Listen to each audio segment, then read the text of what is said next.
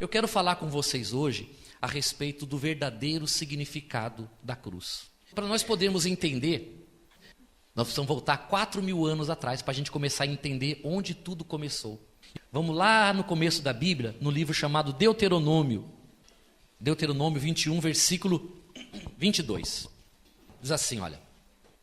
Se alguém houver pecado passível de pena de morte e tiver sido morto e o pendurares no madeiro, o pendurares na cruz, o seu cadáver não permanecerá no madeiro durante a noite, mas certamente o enterrarás no mesmo dia, porquanto o que for pendurado no madeiro é maldito de Deus. Assim não contaminarás a terra que o Senhor teu Deus te dá em herança. Então, toda pessoa que na lei de Deus ela cometesse um pecado, mas esse pecado ele fosse tão grave, é aquele pecado que a gente chama de crime hediondo, que ela fosse sujeita a ser pendurada no madeiro. Por quê? Porque o madeiro, porque a cruz era uma penalidade, não para qualquer crime, mas para crimes passíveis de morte, pena de morte. Ficou claro? Muito bem. Agora, vamos ler outra passagem. Vamos lá agora em Lucas, lá no Novo Testamento. Lucas 23, versículo 33. Qual é o título? A crucificação. Diz assim o texto, olha. Quando chegaram ao lugar chamado Calvário, ali o crucificaram, bem como aos malfeitores, um à direita, outro à esquerda. Contudo, Jesus dizia: Pai, perdoa-lhes, porque não sabem o que fazem. Então, repartiram as vestes dele e lançaram sorte. O povo estava ali e tudo observava. Também as autoridades zombavam e diziam: salvou aos outros, a si mesmo se salve, se é, de fato, o Cristo de Deus, o escolhido. Igualmente, os soldados o escarneciam e, aproximando-se, trouxeram-lhe vinagre, dizendo: se tu és o rei dos judeus, salva-te a ti mesmo. Também sobre ele estava esta epígrafe, em letras gregas, romanas e hebraicas: este é o rei dos judeus. Então, essa passagem aqui, ela fala sobre a crucificação do nosso Senhor Jesus. Vamos pensar um pouquinho. Nós não lemos agora lá em Deuteronômio que a crucificação era uma pena de morte para pessoas que cometiam crimes hediondos? Agora nós estamos lendo aqui que Jesus está crucificado. Ora, se Jesus está crucificado, significa dizer que ele cometeu crimes? Cometeu crimes? Mas ele cometeu crimes hediondos? Então não tem alguma coisa errada aqui? O que está errado? Obrigaram ele a pagar por um crime que ele não cometeu, não é? Ele foi crucificado, ele está sendo punido por um crime hediondo que ele não cometeu. Porque qual foi o crime que Jesus cometeu? Ele não cometeu crime. O que Jesus fez? Ele curou, Jesus libertou, ele abençoou, ele ressuscitou os mortos, ele estendeu a mão dele aos pobres, aos necessitados, aos aflitos, não é? Sim ou não? A Bíblia diz que ele desceu da sua glória, nasceu de Maria e viveu entre os homens. Qual foi o mal que Jesus fez? Qual foi o pecado que ele cometeu? Qual foi o crime hediondo que ele cometeu que fosse passível de pena de morte? Ele não cometeu crime nenhum, mas então por que ele foi crucificado? E a resposta a essa pergunta é que faz com que os nossos olhos se abram para o verdadeiro significado da cruz. Por que é que Jesus então foi crucificado? Bom, eu queria ler com você então agora uma outra passagem. Nós vamos voltar um pouquinho para o Velho Testamento, no livro do profeta Isaías, capítulo 53, versículo 4 e 5. Acharam? Muito bem. Vamos ler o que diz aqui. Vamos ler. Diz assim, olha: Certamente, ele tomou sobre si as nossas enfermidades e as nossas dores levou sobre si. E nós o reputávamos por aflito, ferido de Deus e oprimido. Mas ele foi traspassado pelas nossas transgressões e moído pelas nossas iniquidades. O castigo que nos traz a paz estava sobre ele, e pelas suas pisaduras fomos sarados. Amém? Então diz assim, olha, ele foi transpassado pelas nossas transgressões, e ele foi moído pelas nossas iniquidades. Então, por que é que Jesus foi crucificado? Ele foi crucificado porque ele estava pagando o preço dos pecados que nós cometemos. Amém? Jesus tomou 39 chicotadas. E não eram chicotadas quaisquer. O chicote que bateu em Jesus era um chicote romano, de 10 pontas. 10 fiozinhos assim pendurados. 10. Na ponta de cada fiozinho tinha um pedacinho de chumbo ou um pedacinho de osso. Ele tomou 39 chicotadas dessas. Quando o chicote batia no corpo de Jesus, aqueles pedacinhos de metal ou de osso penetravam na carne dele, e quando ele puxava, ia arrancando os pedaços de carne, a pele ia rasgando. E aquelas chicotadas batiam nas costas, no peito, no rosto, nas pernas, em todo lugar. Jesus ficou desfigurado.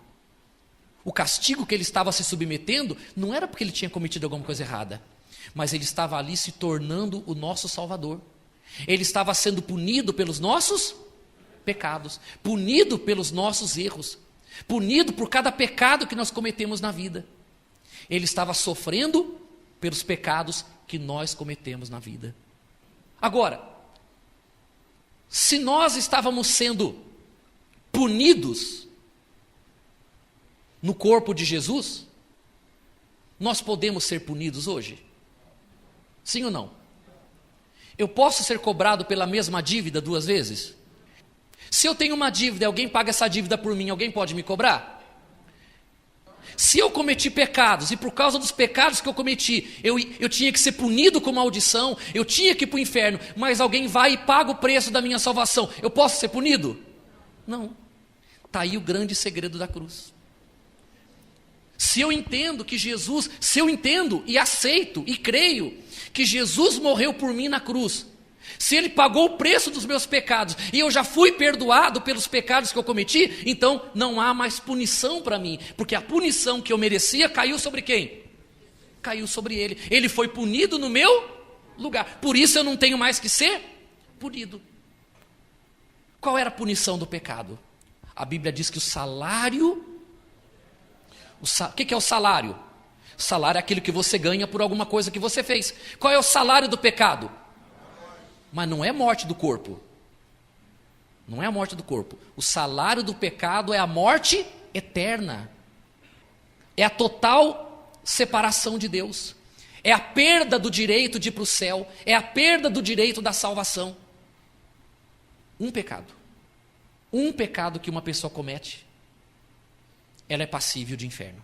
Isso é tão sério que a Bíblia diz que se você chamar uma pessoa de tola, você já é réu de fogo eterno. Por chamar uma pessoa de tolo. E a gente já chamou o povo de cada coisa, não é verdade? Nem vou falar o que é. Nem posso falar. Mas se a gente chamar de tolo já é réu do fogo eterno, você imagine chamar de outras coisas. Você compreende? Mas olha que coisa maravilhosa. Por cada palavra errada que nós falamos, por cada ato errado, por causa da feitiçaria, da bruxaria, da idolatria, da mentira, da prostituição, de tudo errado que a gente fez, Jesus já pagou o preço pelos nossos pecados. E se ele pagou o preço, se Jesus já pagou o preço dos meus pecados, então já não há mais, como diz Romanos capítulo 1, nenhuma condenação há para aqueles que estão em Cristo Jesus. Não há condenação mais para quem está em Cristo. Veja a importância de você entregar a tua vida para Jesus. Veja a importância de você entregar seu coração para Jesus. Veja a importância de você andar na presença de Deus. De você andar com o teu coração seguro de que os seus pecados foram perdoados. Mas perdoados porque você entregou a tua vida para Ele. É uma obra que Ele fez para você e que é alcançada, que te alcança quando você entrega a tua vida para Ele. Então, Jesus na cruz levou as nossas dores, as nossas enfermidades, mas também levou sobre Ele o castigo dos nossos pecados. A Bíblia diz que o castigo que nos traz o quê? A paz estava sobre Ele. Que paz? Que paz? É a paz de você saber que você errou muito na sua vida, mas agora que você entrega a tua vida para Jesus, que você entrega o teu coração para Jesus, os teus pecados são perdoados e você agora caminha em paz. Sabendo que o inferno ficou para trás, a condenação ficou para trás, as maldições ficaram para trás, e que na tua frente você só enxerga uma coisa: a porta do céu aberta para você entrar. Por quê? Porque foi pago preço alto para que você pudesse entrar no céu. O preço que Jesus pagou foi justamente para isso, para que os nossos pecados fossem perdoados, que nós fôssemos redimidos e que nós tivéssemos direito de entrar no céu. Diga graças a Deus.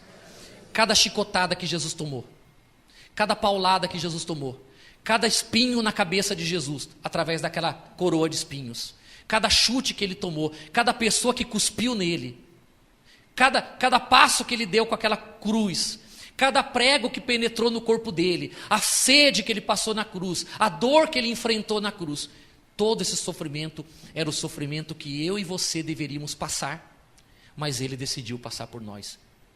Amém? Então, é por causa desse sacrifício, é por causa desse ato de Jesus que hoje nós acreditamos na nossa salvação. E você só precisa fazer uma coisa: receber Jesus como teu Senhor e Salvador. E falar assim para Ele: Senhor, eu creio que o Senhor fez isso por mim. Eu creio que o Senhor morreu por mim. Eu creio que o Senhor não fez nada de ruim para merecer a cruz. Mas eu sei que aquilo que o Senhor passou foi por minha causa. E eu aceito isso. Quando você fala isso, você se torna filho de Deus. Amém? O Espírito de Deus envolve a tua vida, realiza a obra dele, você passa a ser filho de Deus. E você vai caminhar em paz, sabendo que os seus pecados foram perdoados. Foram perdoados e estão perdoados. Diga graças a Deus. Deixa eu ler só a última passagem com você agora. Vamos lá de novo no Novo Testamento, em 2 Coríntios, capítulo 5. 2 Coríntios 5, 21. O que diz aí? Aquele que não conheceu o pecado. Quem é que não conheceu o pecado? Jesus. Aquele que não conheceu o pecado, Ele o fez o quê? Pecado por nós, para que nele fôssemos feito justiça de Deus. Então, o que Jesus se fez? Se fez pecado por nós. Ele tinha pecado? Cometeu pecado? Mas Ele se fez pecado, Ele se fez pecador por nós, para que nele nós fôssemos feito a justiça de Deus. Qual é a justiça de Deus? Punir o pecador. A justiça de Deus foi feita. O pecador foi punido. Nós fomos punidos, mas fomos punidos no corpo de outra pessoa. Amém, pessoal? Quer dizer, o justo, o santo, foi punido no lugar do pecador. O justo se tornou pecado para que o pecador se tornasse justo. Eu estava falando sexta-feira, eu estava falando um pouco aqui sexta-feira à noite, no estudo que a gente está dando de sexta-feira sobre a armadura de Deus, sobre a proteção espiritual, que é importante, se você puder vir sexta-feira, venha, muito importante, que é uma reunião pela proteção divina. Eu estava dizendo que lá na cruz, Deus enxergou, não Jesus, mas enxergou cada um de nós. As punições na cruz eram nós que estávamos lá, para que hoje Deus pudesse olhar para nós e enxergar Jesus em nós. Então hoje, quando Deus olha para mim e para você, Deus olha a justiça dele em nós. Deus enxerga Jesus em nós, porque Ele enxergou cada um de nós em Jesus. Pensa comigo, ó. Lá na cruz, quem estava lá? Nós estávamos lá em Jesus. Nós estávamos nele, para hoje Ele estar em nós. Lá Deus enxergou o pecador. E hoje Deus olha para a gente e enxerga o justo. Por isso que nós somos hoje a justiça de Deus em Cristo Jesus. Hoje Deus olha para a gente e enxerga Jesus em nós.